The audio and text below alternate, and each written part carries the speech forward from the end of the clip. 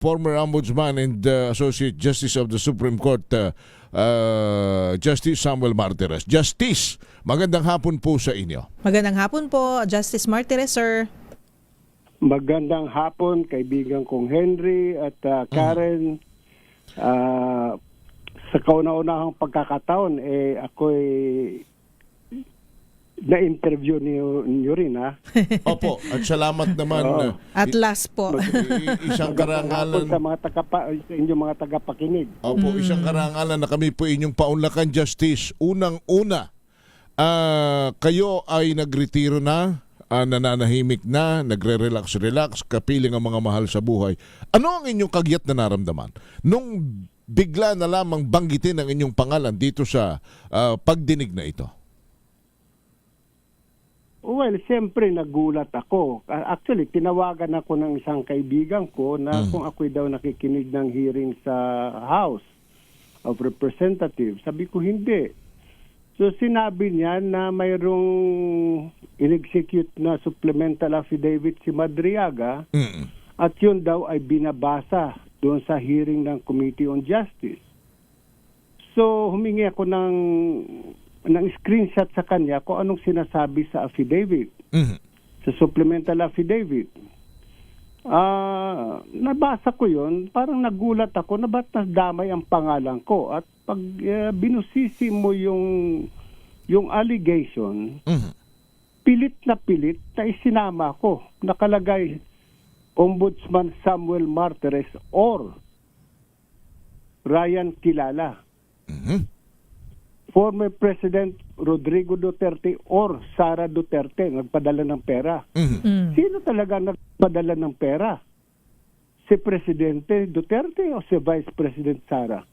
Sino ang binigyan niya? Si Samuel Martires o si Ryan Kilala? Yung original affidavit niya, mayroon siyang original affidavit which he executed sometime in November of 2025.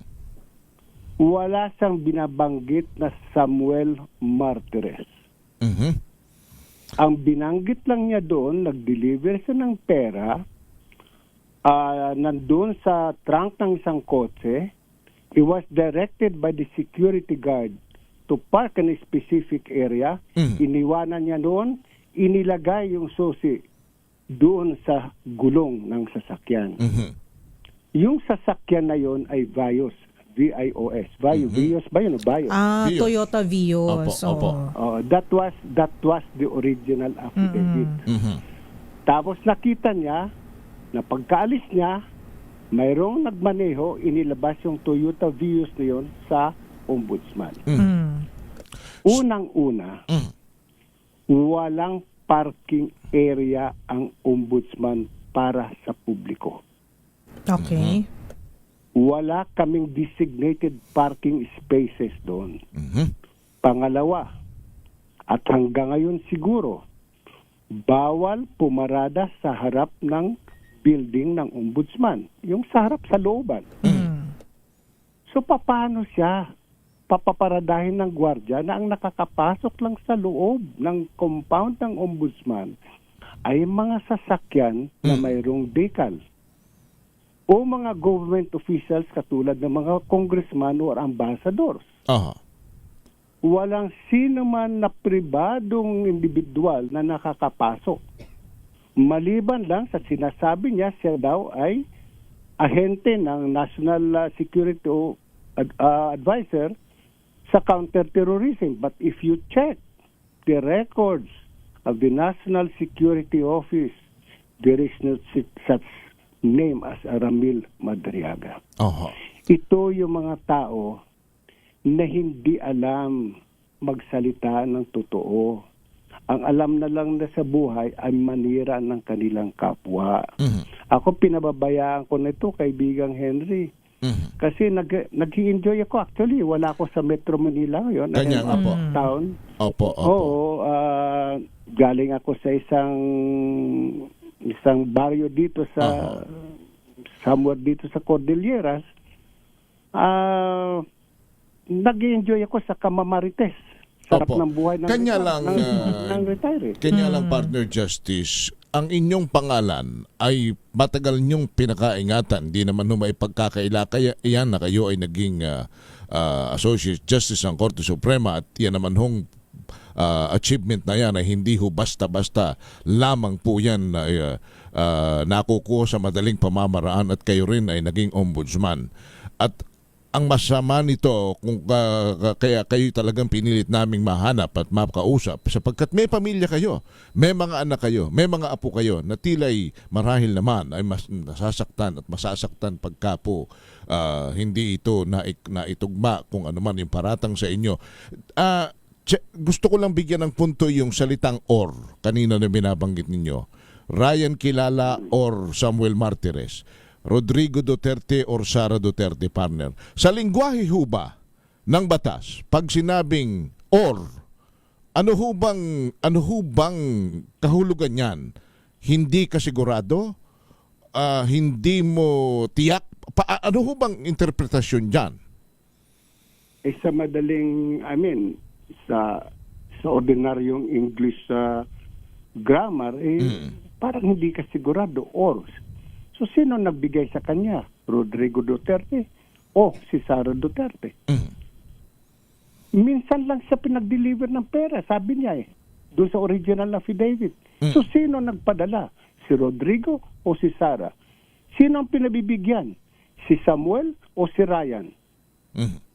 Wala siyang sinasabi, walang ebidensya. Ang kinasasama ko lang ng loob, at ito'y sasabihin ko ng lantaran ngayon. Yung House Committee on Justice should have first read the affidavit of Ramil Madriaga. Sana tiningnan muna nila alin sa mga allegations sa affidavit ang natutugma sa impeachment complaint labang kay VP Sara Duterte. Those allegations that has nothing to do with the allegations in the impeachment complaint, dapat hindi pinabasa. So, anong nangyari rito? Parang isang fishing expedition na tinatawag namin na mga abogado. Fishing expedition. Naghahagilap ka ng isda para sa isang malaking lambat baka sakaling makabingwit ka ng isda. Ang problema, kuminsan, ang nakukuha mga butete. Okay? In legal parlance, what you actually uncover in fishing expeditions are wrongdoings that has nothing to do with a specific complaint that is before your committee. Alright. Yun lang ang kinaano ko. Si Congresswoman Luistro, didiretsuhin ko na dahil siya naman ang chairperson. Opo. Hindi niya sana hinayaan ito. Hindi niya sana hinayaan ito dahil ang nangyayari ay sinira ni Madriaga ang integridad ng maraming tao nang wala namang ebidensya. At hindi naman ninyo kaabat-usap sa impeachment complaint? Wala naman. Katulad ng sinasabi niyang pinadalan ako ng pera. O si Ryan Kilala, ano yun? Regalo o bribe? Walang sinasabi. Opo. Alam naman ng buong mga sa legal profession at kahit sa labas ng legal profession, sa mga pinagsilbihan kong husgado, mula nang ako'y RTC sa La Union hanggang sa nagsandigan bayan ako, hanggang umabot ako ng Supreme Court. Siguro naman wala kayo nababalitaan na ako'y tumanggap ng isang boting Coca-Cola or isang Skyflakes in consideration of a case. Okay. So given that... Siguro naman wala kayo narinig na si Martires ay nanghihingi at tumatanggap. Opo. Hindi po. Kontento po ako sa yung kahirapan ng buhay. Ang tingin ko lang dito sa nangyaring ito, dito sa sinasabi ng House Committee on Justice, exploratory hearing. Diba? Para silang nagkakandak sila ng further clarificatory hearing. Mm. In legal parlance and among investigators, when you conduct a clarificatory hearing, you limit your questions to the complaint that is filed before you.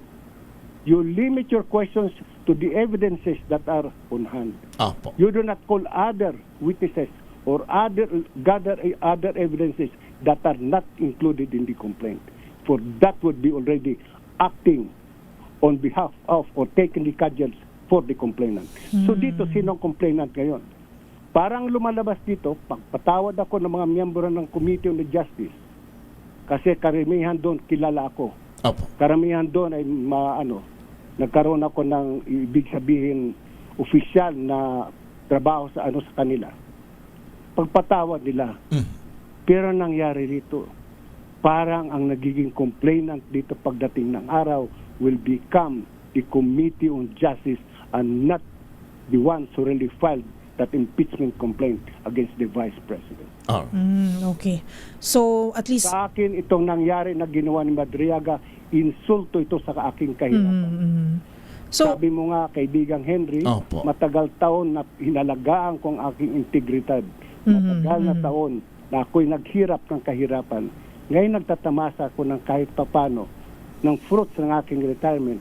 Sisirain mo pa yon, iinsultuhin mo pa ako.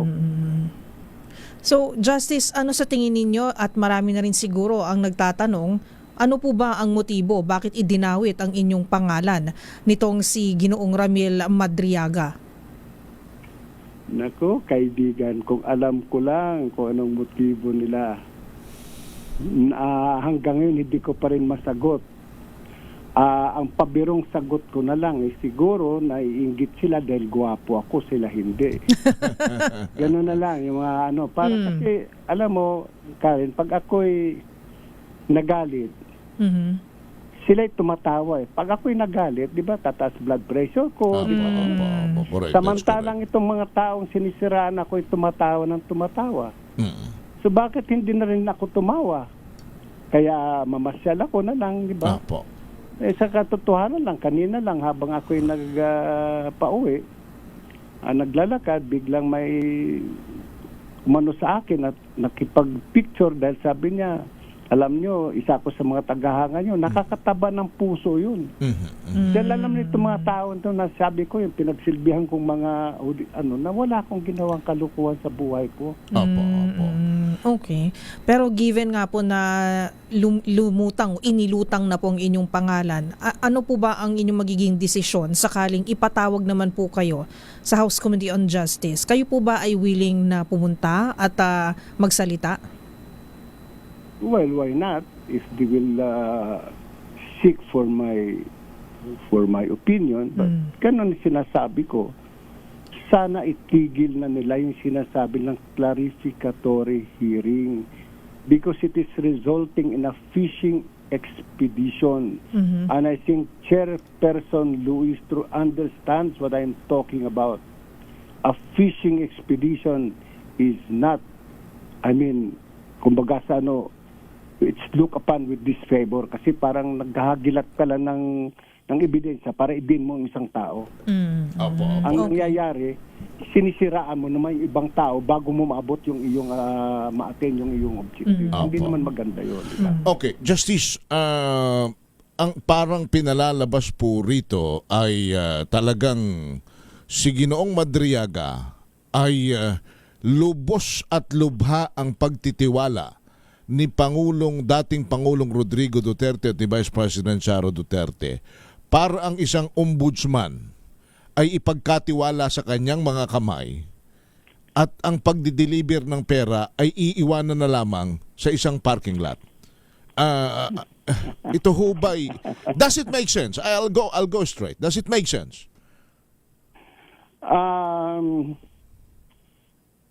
Of all the people na na-meet ko sa buhay ko mula ako estudyante, the smartest of them all is Rodrigo Roa Duterte. Hindi masalita, pero ginagawa ka agad. Nung siya naging presidente, alam natin lahat, sino yung malapit sa kanya at katiwala niya. Mm. Yan ay walang iba kundi si Senador Bongo. Aha. Diba? Siya ang pinakatiwala ni Digong. Sumunod si Medjaldia na tinuturing natin, kinikilala natin bilang best friend ni Presidente. Mm. So kung ikaw si Presidente Digong, bakit hindi mo na lang sabihin kay Bongo, Bong, bigyan mo nga ng pera yan si Martires. Mhm. Padala mo ng 10 maleta, di ba? Mhm. Bakit pa iuutos mo sa iyong katulong, sa iyong driver? Mhm. Diba? Mm. Para ano? At saka, okay, marami kaming common friends ni President Duterte dahil pareho kami galing sa San Beda. Mhm. Ang dami naming common friends. Bakit hindi yun ang tawagin niya? Sana tinawag niya halimbawa Mhm. yung dating chairperson ng PAGCOR, o Fred. Kaibigan mo si Sammy. Mhm. Bigyan mo ng pera to. Ito yung pera. Mhm. Eh, ang problema ay yung sinasabi ni Madriada, ilang milyon ba yun? 35 binabanggit niya. 35. Pero yung 31 time na binigay niya. Opo, So, opo. sino binigyan niya? That was in the original affidavit. Mhm. And even in the supplemental. Saan ako pumasok na picture? Kaya pilit na pinasok ang pangalan ko eh. Mhm. Kung sino man yun, pinagsasadyos ko na lang, Henry. Mhm. I am always reminded, pasensya na kung ako'y medyo tataliwas ng kaunti, but I'm always reminded of that first day in the novena of the Divine Mercy na sabi ng Panginoon kay Sister Faustina, bring to me all mankind, especially all sinners. Kaya pinagsasadyos ko na lang sila lahat. Gusto lang sirain ako, let him go ahead. In the meantime, let me just enjoy also my life. Mhm. Pakipag-usap sa mga kapareho kong mahihirap, pakipagchismisan sa katulad mo, Po. kay Deo Macalma, kay Arnold Clavio, yun lang naman. Diyan naman, masayang buhay ko na dyan. Chismisan Pero talaga, kung Justice. ng pera, una-una, Marites. ako bibigyan ni Digong ng pera. Mhm. Isa tagal ko na nakilala si Digong eh. Mhm. Nung estudyante yan, nakikita ko yan. Ang alam ko, sigarilyo lang, nasa medyas pa eh. Mhm. Pero, Nung estudyante oo. kami noon, kasi kulang sa pera. So, ang sigarilyo mo, ilalagay mo sa medyas mo. Mm. Pero Justice, ang inyong pagkukwento ay yun nga po law school days pa lang po ay kakilala nyo na po si dating Pangulong Rodrigo Duterte. So nakikita po natin meron po tayong ideya kung ano po yung klase ng relationship ang meron kayo. Pero ito nga po, ano po ba yung nais na ipinta naman nitong mga alegasyon na ito given na naging Pangulo nga po si Pangulong Digong and then kayo po ay naging ombudsman. At sabi nga ng partner ko kanina, pinagtrabahuan niyo po ang inyong pangalan. So after this po, ano po ang inyong plano aside from ipapasa Diyos niyo po? Pero ang pangalan po ay sa inyong palagay nadungisan na po. Ano po ba ang mga susunod po na inyong hakbang na planong gawin? Alam mo, Karen, naniniwala pa rin ako that you can never destroy a good man. Kahit anong gawin mo panimira sa iyong kapwa, Opo. lilitaw at lilitaw pa rin ang katotohanan. Mhm. Pabalikan ko lang ng sandali si Presidente Digong. Mhm. Nung kami estudyante, I'd never been close to him. Nakikita ko lang siya kasi senior sa akin eh. Opo. Kikita ko lang siya at paglalabasan namin sa mga classrooms, nakikita ko nagsisigarilyo siya, ganun. Mhm. But I had never had the chance to talk to him when we were students. Mhm. Mhm. Na maging mayor siya, nalaman ko naging mayor. Nakausap ko lang si Mayor Digong nung nasa Sandigan Bayan na ako at kami naghihiring sa Davao. Mhm. Okay? Kasi nangungumbida palagi yan ng dinner sa mga justices na pumupunta, naghihiring sa Davao. Mhm. Nangungumbida yan. So siguro nakadalawa-tatlong dinner ako sa kanya. Kasama ko si Justice Sandoval, Edelberto Sandoval, Opo. Justice Villaruz. Doon lang ang pagkakakilala ko sa kanya. Nagulat na lang ako na nung siya'y naging presidente, pinasabihan niya ako Mhm. na sabihin niyo kay Martires mag-apply sa Supreme Court at gusto ko siyang una kong appointee sa Korte Suprema. Mhm. I was surprised. Opo. Okay. Kasi hindi talaga ako malapit sa kanya. Opo. In fact, when I was already with the Supreme, from the time he appointed me sa Supreme Court hanggang Ombudsman, 2 beses lang kami nagkausap. And you never ask pwede anybody nor you to lobby for that position. I did not. Aha. No, wala akong nilapitan kahit sino. So lahat sila nagulat kung bakit ako ang pinili ni Digong. Well, apparently, Ako rin tumatak po. nagulat ako. Apparently po, tumatak po kayo sa kanya. Siguro, kasi after I took my oath, actually before I took my oath, sinabi ko sa kanya, Mr. President, baka ho nagkamali kayo ng pagkaka-appoint sa akin. Hindi Apo. pa naman ho ninyo bawiin. Mm. Hindi, sabi niya, hindi. Sige na, kasi kagigising, ano lang niya, that was about 12 o'clock noon eh. Mhm. Sige na, sabi niya. So, take oath ako. After that, mag-take oath ako in the presence of Justice Hernandez and my wife and some reporters. Sinabi ko sa kanya, Sir, kung sakali man may narinig kayo na ako'y tumanggap ng pera in consideration of a case o tatanggap ng pera ngayon nasa Supreme Court ako, just call me and I will resign. Alam mo, sagot sa akin, na ito'y pinagmamalaki ko. Sagot sa akin, kaya nga kita in-appoint, kilala kita. At marahil Hindi ko gagawin yan. na-profile naman na kayong mabuti bago kayo. Siguro nga. Kasi, sabi ko, hindi naman ako nag-volunteer na mag-apply sa Supreme Court eh. Opo. Alam yan ng mga justices ng Sandigan na wala akong balak. I was already prepared to retire doon sa Sandigan Bayan. Opo. At kayo ngayon, Pinipilit nila ako. at partner, binabanggit nga ni Ombudsman, ni Justice Martires na simula pa siya maging RTC hanggang siya umabot dito, wala namang nag-complain, wala namang lumutang, wala ring magugugel. Siguro yung Google naman napakabangis, AI napakabangis naman nito, Samuel. Justice Samuel Martires, sir. Palagay ko ho ay kung may anumang record kayo lumabas na sa pagsisiyasat at sa research, lalo na ho ng mga mapanuring netizens. Siguro kasi ang numero uno ng mga chismoso sa profesyon namin ay mga abogado rin eh. So, at hindi lang abogado kasi ganito lang naman yan sa buhay eh. Sa mga practicing lawyers, magtatanong ka, sino ba yung judge na yan? Lalo na yung mga hindi pa kilala. Ayan si Judge Martires. Ano ba yan? Ay pare, pag kausapin mo lang yan. Bigay ka lang, ano ba yung kaso mo? Sinabi mo, collection case. Para mga kuhan mo lang, bibigyan mo ng 10%. Ganon.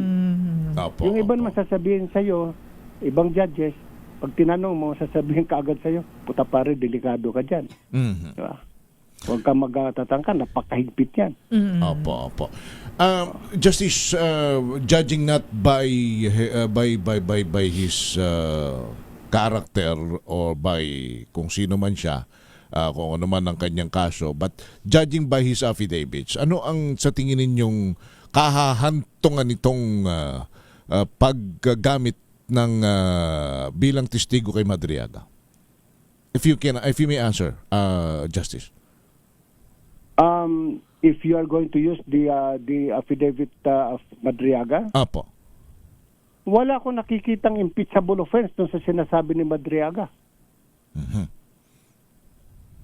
So ano po ito? Anong What is the purpose of what the is the purpose? affidavit? And the weight. Hindi ko alam. Because Because yung sinasabi, ginastos yung confidential fund, na mayroon din report kanina na nabasa ko na dinisallow yung liquidation ng Opo. Office of the Vice President amounting to about more than 70 million. It's not a impeachable offense. Pinababalik lang sa kanila yung pera. It's not a crime. Saka kala naman kakasuhan ng COA pag hindi ka nakapagbalik ng pera.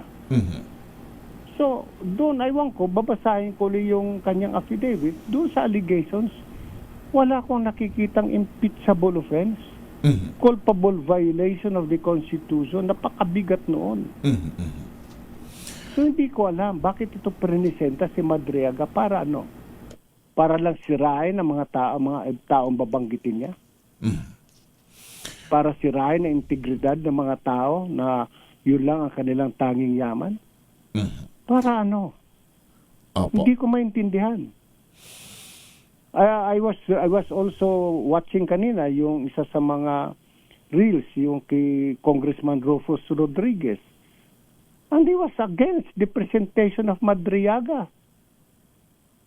Sabi niya polluted. Sabi niya polluted ang testimony. Bakit mo papayagan ng isang kriminal mag-testify? Alright. Justice, last question from my end.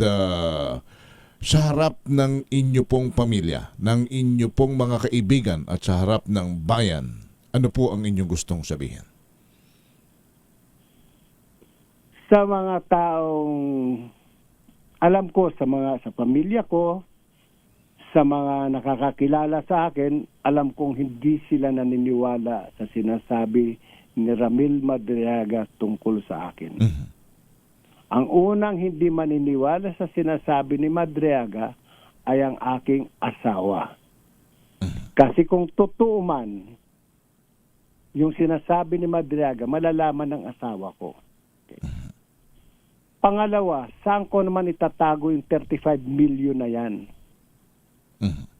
Ang pera ko, kung mayroon man akong pera, kaya kong i-justify saan nang galing ang aking pera. So sa mga hindi sa akin nakakakilala, magtanong na lang ho kayo sa mga nakakakilala sa akin kung sino ho ako. Siguro ho, suplado ako. Ganon. Siguro nga mahigpit ako. Siguro nga pag ako'y nagagalit, naninigaw ako. Pero alam nila na hindi ako basta-basta nagagalit pag wala namang dahilan. Iniiwasan kong magalit lalo na dito sa mga nangyayaring ito. And to Matanda na ako, Apo. gusto ko lang maging masaya. Apo. And to Madriaga and to whoever is using him, pagkat may mga lumalabas ngayon na tila mayroong nagpapatakbo sa kanyang testimonya, sa kanyang pagharap sa Kongreso. Ano po naman ang gusto ninyong iparating? Sana si Madriaga at kung sino man ang kanyang handler, ay sana mabuksan ng Espiritu Santo, ng Holy Spirit, ng kanilang damdamin, ng kanilang isipan, na wala silang ginagawang kabutihan sa kanilang ginagawa. Na hindi maganda sirain mo ang iyong kapwa o manira ka ng iyong kapwa. Diba? Yun yung dapat matuto sila magsalita ng katotohanan. Hindi yung may nagsabi nga sa akin, evil men would not know what heaven is all about. Lahat naman tayo gusto natin magbuting buhay, di ba? So evil men ay hindi alam kung anong katotohanan. So pakiusap ko lang kay Ramil Madriaga ay siguro mag-isip-isip ka, huwag kang basta nakikinig doon sa iyong handler, kung sino man yung handler mo, sino man nagdidikta sa'yo, ang tingnan mo iyong sarili, kung totoo ang iyong sinasabi o hindi. Ngayon, kung sa tingin mo, ang mga sinasabi mo ay totoo, siguro patingin ka sa psychiatrist you might be suffering already from delusional nakakaroon ka na siguro ng delusions dahil sa pagkakakulong mo. Kaya naniniwala ka na yung mga sinasabi mo ay totoo. Pakiusap ko lang sa iyo, Ramil, pakabait ka lang dyan sa kulungan, matuto kang magdasal, matuto kang magsabi ng totoo. At matuto kang magsabi doon sa nagdidikta sa iyo na tigilan na yung masama. Bagong buhay ka. Apo. Wala namang masama pag bagong buhay ka eh. Alright. Yun lang. Justice, kami po ay nagpapasalamat ng aking partner na si Karen Oyong sa inyo pong pagtitiwala at sa inyo pong paglilinaw sa amin pong programa at dito sa DCRH. Justice, Thank you po, Justice. mabuhay po kayo. Mabuhay ka kasamang Henry at kasamang Karen, mga Alright. kaibigan ko kayo. Salamat po. Thank you, Si sir. Former Supreme Court Associate Justice at dating Ombudsman Samuel Martires, narinig po natin ang kanyang panig bayan